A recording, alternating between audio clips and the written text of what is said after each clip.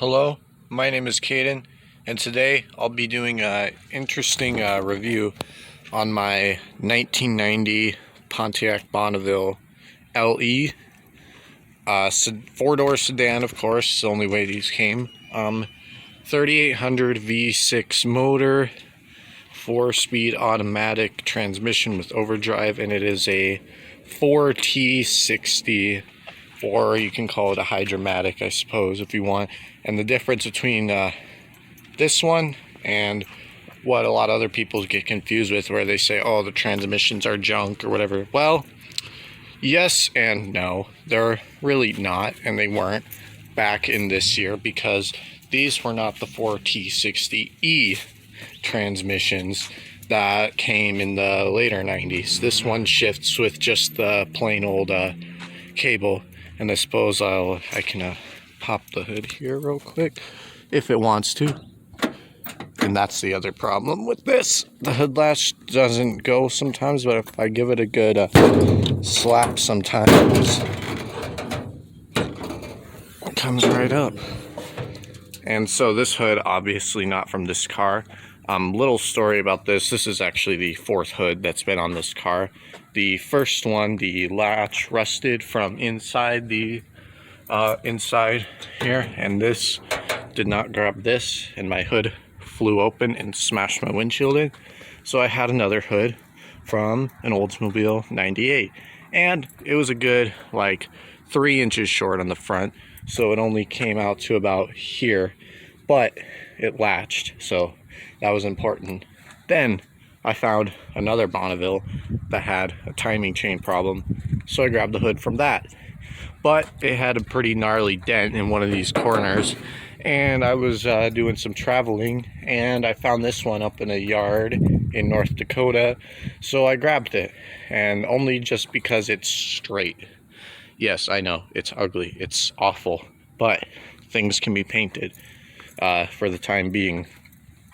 So this motor, great motor, barely burns any oil, just leaks it a little, and I use a synthetic oil now, just because it's an older engine, and in the colder weather I use the 5W30, but usually in the summertime I go with the 10W30, just because I'm sure the engine has a little wear at this point. I have replaced quite a few things. I've owned it 2 years.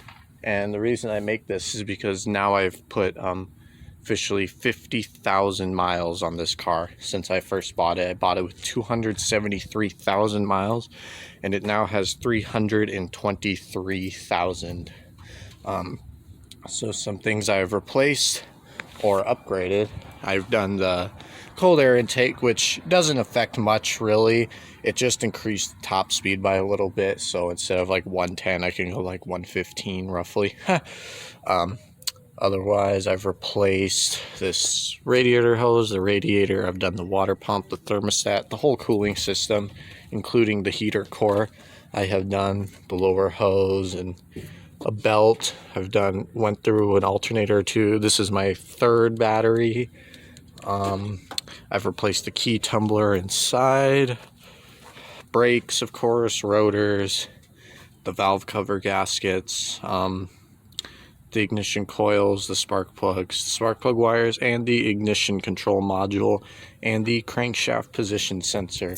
I have also changed, along with the wiring harness down here that often goes bad on these as they age and the wires get corroded up real bad. But this car also has an enormous trunk, which I use for many things. A lot of junk here, and necessary things also. Of course, I have since added aftermarket sound system and all that fancy stuff. And the taillights are different too. These taillights, I don't know if some people know this, some people don't. From 87 to 89, they use this style taillight in the Bonneville, but from 1990 to 91, they used this other kind where it had like a clear plastic lens, and it was white and red, and then it had an amber turn signal instead, and they just get real ugly after they age, and the outer plastic starts to crack really bad and it fades and it just looks horrible. This part's also from a junkyard car. I just got it because I like the chrome on the outside. Bumper cover from a different vehicle as well. Just the back one though, not the front one. So that's it for the trunk, I suppose. But it also has a spare tire under all this junk in here. And plenty of room in the back for everything that I must keep in here at all times, of course. These seats from a different Bonneville, this back seat at least, and this front driver's seat, because this front driver's seat has the net, which this car did not originally come with. Ashtrays in all of the doors. Power windows and power locks, actually, and all the power windows do work. Nice 6x9 setup for speakers. That I've had these about 4 years, just in different vehicles. Pretty nice backside, and then we can go to the front, which is where the locks do stick, but they kind of work. I say they work. They work for the other doors, just not the driver's side door as well. Basic climate control right there. I've since added this piece, but there was no rear defrost in these cars, at least not the LE models. The SE models had a rear defroster switch right here, but this one does not. Just your heating vent meaning these ones, heater meaning coming down from the floor behind the center piece here, and defrost, defrost. The AC does not work in this car. However, the air compressor does turn on and it blows air. It is just not cold air anymore. Glove box, another ashtray, the power windows, which do all work. Oops, sorry, my finger there. They do work. I guess you could just take my word for it. But they are hellaciously slow, don't get me wrong. What I like a lot about this car is the dashboard, I suppose, and it has all the gauges I could ever want, really. And there's proof for your odometer there, and the trip reset still works as well. There is no ABS in this car, even though it does have the bulb in it for that, but this one actually does not have ABS, thankfully, because they were a pretty horrible system back in those days. Actually, they were just too new, too complicated. They hadn't been perfected yet. So yeah, temperature gauge. I guess the only gauge that's a little inaccurate would be the oil pressure one. Sometimes it's up higher, sometimes it likes to just stay in the middle, and when I come to a stop, it dips below halfway, or sometimes it'll just stay up to 60. But I just go by the sounds of the engine. It's fine. Voltmeter does work. Everything else pretty much works on the dashboard, and it has a little systems monitor. It tells you when you're not wearing your seatbelt and everything. Radio, which I'm just going to detach here so my Bluetooth does not connect. So service engine soon, and yes, I know there is supposed to be a brake light here. I removed it from the dashboard because it was on all the time for the emergency brake that has an issue, and I think it's just the brake shoes are all worn down, or there's something wrong with the pedal assembly. Either way, I've never had to use it, so I haven't really worried about it, I suppose.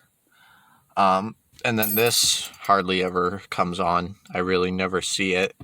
It's actually been a pretty reliable car for the most part. Like, even with minor issues, it still always gets me to where I'm going for the most part. And it's just overall like a nice car. I've got nice visors. I've since redone the headliner. Oops, my hand. And yeah, I like the color to it. Everything is pretty nice, and it has lots of lights for the inside, and the mirror with light as well. So pretty interesting fact. I guess the biggest issue with this car would be the rust that it has on it. and this is the worst spot by far, but it's just rotten from all the salty roads and such that get put on the roads here in this state. So unfortunately this car is not up for restoration at any point in time, but I mean, it was a fun ride while it did last, though. I mean, and it's still not dead yet. We are still going down the road. This thing starts up pretty much every single time that I just turn the key. So starts right up, doesn't make any unusual noises or anything. The only thing that does happen is you get a little bit of a fuel injector ticking sometimes. And of course, I got home not too long ago, so the engine's still a little warm. And I'll go up front and show you that while it's running. So, not a particularly loud engine, but not also the super quietest. I have the hood open, of course, though. But this is it. No unusual noises, and everything sounds pretty good. No belt wobbles or any of that. Everything looks pretty good, and the sound's pretty good.